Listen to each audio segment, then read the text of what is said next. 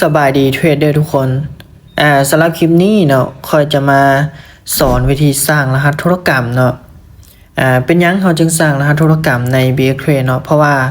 รหัสธุรกรรมเนาะเป็นรหัสใช้เวลาเฮาถอนเงินเนาะถ้าว่าเฮาบ่สร้างเนาะเฮาจะบ่สามารถถอนเงินได้เนาะมาเดี๋ยวมื้อนี้เนาะค่อยจะมาแนะนำวิธีสร้างรหัสธุรกรรมมาเดี๋ยวเฮามาสร้างกันเลยทุกคน อันดับแรกเนาะให้ทุกคน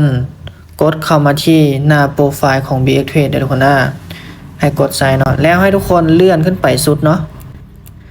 หลังจากเลื่อนขึ้นไปสุดแล้วเนาะมันจะอยู่ทางลุ่มสุดเดี๋ยวทุกคนนะมันจะเขียนว่ารหัสธุรกรรมเนาะให้ทุกคนกดเปิดเนาะทุกคนเนาะเมื่อกดเปิดแล้วเนาะช่องทวิตนี้ให้ทุกคนใส่รหัสผ่านของระบบ BX Trade เนาะที่ทุกคนล็อกอินเข้ามาเนาะทุกคนจะใส่ Gmail และการรหัสผ่านเนาะ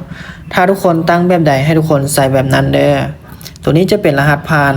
เข้าระบบ BX Trade เนาะให้ทุกคนเอามากรอกใส่นี่เนาะหลังจากที่ว่าเราใส่รหัสผ่านสำเร็จแล้วเนาะทุกคนเรามาตั้งรหัสธุรกรรมก่อนเนาะทุกคนเนาะช่องตัวที่3เด้อทุกคนนะ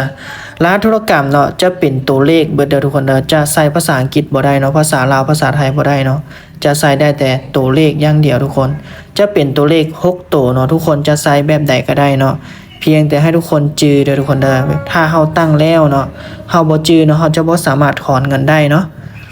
เฮาใส่เลยเป็นตัวเลข6ตัวเนาะหลังจากที่ว่าเราใส่รหัสธุรกรรมช่องที่3แล้วเนาะช่องที่4นี่ก็ใส่รหัสธุรกรรมคือกันเด้อทุกคนเด้อใส่รหัสธุรกรรมเนาะให้มันคือช่องตัวที่3เนาะใส่คือกันหลังจากที่ว่าเราใส่รหัสธุรกรรมสำเร็จแล้วเนาะให้ทุกคนกดใส่ลูกศรตัวนี้เนาะมันจะส่งรหัสยืนยันมาให้ทาง Gmail เนาะเป็นรหัส6ตัวทุกคนให้ทุกคนกดลูกศรสีเหลืองบันนึงเนาะให้ทุกคนไปเอารหัส Gmail เนาะที่ว่ามันส่งรหัสมาให้ทาง Gmail ได้ให้ทุกคนเข้ามากล่องเมลเนาะแล้วให้ทุกคนกดรีเซ็ตบันนึง